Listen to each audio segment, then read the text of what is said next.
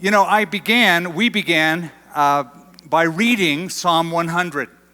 And Psalm 100, as I mentioned, is a thanksgiving psalm. It is believed that in the Old Testament, it was used before a thank offering. Now, a thank offering was the special offering that the children of Israel made when God had brought somebody through a very difficult season of their life, and they just wanted to pause and personally give God thanks. It is thought that this psalm was used for something like that kind of an occasion. So I think it's appropriate that we pulled it out and read it for our Thanksgiving service. By the way, it is believed that the first Thanksgiving took place in 1621, which means tomorrow is the 400th anniversary of Thanksgiving in our country. So it's sort of a monumental year. Speaking of Thanksgiving and a monumental year, this last couple of years has, we looked back last year and we thought, boy, it's been a bad year. And then that was 2020. And then 2021, we thought, okay, all that's over with. And here we are, almost 2022. And it reminds me of the Charles Dickens book, A Tale of Two Cities. It was the best of times. It was the worst of times. That's sort of how the last couple of years have been. Some people, some politicians, some economists are telling us, oh man, it's the best. Stocks are going up, housing prices and housing market is remaining strong. But on the other hand, most people are feeling very disillusioned and disconnected during this time. So what I think we always need to do, and it's good that we are just having this service to do that, we should always view whatever you're going through. Learn to view your reality through the lens of God's sovereignty. Learn to see your reality, whether you're feeling good and times are good or times are bad, view your reality through the lens of God's sovereignty. Listen to what Solomon wrote in the book of Ecclesiastes. He wrote, "Consider the work of God, for who can make straight what he has made crooked? In the day of prosperity, be joyful, but in the day of adversity, consider, surely God has appointed one as well as the other, so that man can find nothing that will happen after him."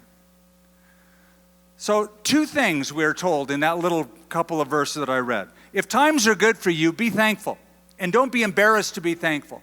If you've been winning lately, if things are just going your way, life is good, you're feeling strong, don't feel embarrassed or ashamed to give God glory and thanksgiving and boast in the name of the Lord. Be thankful. Be thankful, be joyful. Even if we're not experiencing what you're experiencing, we want to rejoice with those who rejoice. But if times are not good for you, be thoughtful. He says consider in that passage twice. So if times are good, be thankful. If times are not so good, be thoughtful.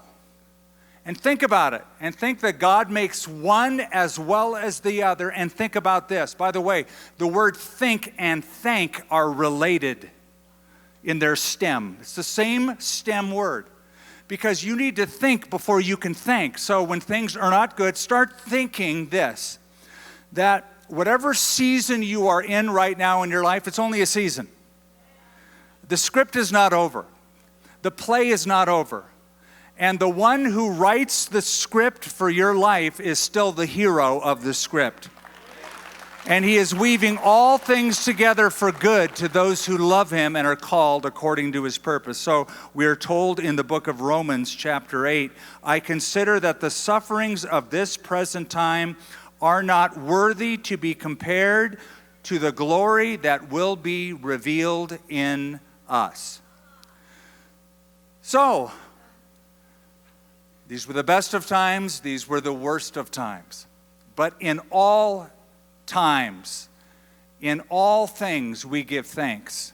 Be anxious for nothing, but in all things by prayer and supplication with thanksgiving, let your requests be made known to God, and the peace of God that passes all understanding will rule your hearts. Know this, the very sufferings and trials you may be experiencing are tools in the hands of God for a purpose, to make you a better person, a person with depth, so that you can last through the long haul. And so Paul writes to the Thessalonians that we should pray without ceasing, rejoice evermore, in everything give thanks, for this is the will of God in Christ Jesus for you. Well, I mentioned this is a very special service, and I wanted to give you a few words to think about. Be thankful, be thoughtful, and be joyful. Be joyful this season. You know, we're coming into a season of Christmas. Most people think of Thanksgiving as just, it's the beginning of Christmas. There's Thanksgiving, and then there's the real holiday, Black Friday. For a lot of people, that's the real holiday. I love Thanksgiving because it's sort of the one holiday that's unencumbered still. You know, there's not all the hype and hoopla. It's a day where people all over the country will sit down for a meal. And hopefully they'll consider God. We know we will, and if you're in a situation where people don't do that, it's a really good opportunity for you to share with them. And in a minute, after this service, we're going to have a little banner march in just a moment. But after we're done with that little banner march, we're going to go outside and we're going to light a Christmas tree. And people ask, well, why at a church do you light a Christmas tree? Well, the history of the Christmas tree, just in brief, is it started in Europe. It started in medieval Europe. It is believed it started in Germany. It was first called not a Christmas tree, but a paradise tree. It was during the feast of Adam and Eve, and originally it was a little pine tree, and wafers were hung on it to symbolize the Lord's Supper, communion, that He redeems us with His own blood on the tree. That was the purpose of that tree. It then became known as a Christmas tree when a German theologian by the name of Martin Luther decided that he would put lights on that tree, little candles on the tree, because he was inspired one night walking through the forest and looking up, and he saw the pine trees in the forest, and behind it was a canopy of stars brightly twinkling, and he thought, Jesus, the light of the world. So he put candles on the paradise tree in his home, brought not just his children, but children to look at it, to tell them Jesus is the light of the world. And that if you walk in Him, you won't walk in darkness, but you'll have the light of life. So he used that to point people to Christ. All of that to say this. Around the world, whether you like it or not, the universal sign for Christmas is not a baby in a manger with 3 wise men. To us it is, but the universal sign around the world is a Christmas tree for Christmas. I have been around the world and I've seen Christmas trees in just about every culture, including when I was in Baghdad, Iraq. I saw Christmas trees during this time of the year. It's the symbol of Christmas. So you can say, well, I don't like that. Tough. You might not like that. But I'm saying instead of just not liking it, use it. Use it. You got a tree pointing upward. Why don't you do the same? Point upward. Use the tree to point to God. Tell people about the origin of the paradise tree. Tell them about Martin Luther. Tell them that Jesus Christ came to this earth to die for their sins on a tree. And let that tree point to that tree. We hope you enjoyed this special service from Calvary Church. We'd love to know how this message impacted you. Email us at mystory@calvarynm.church.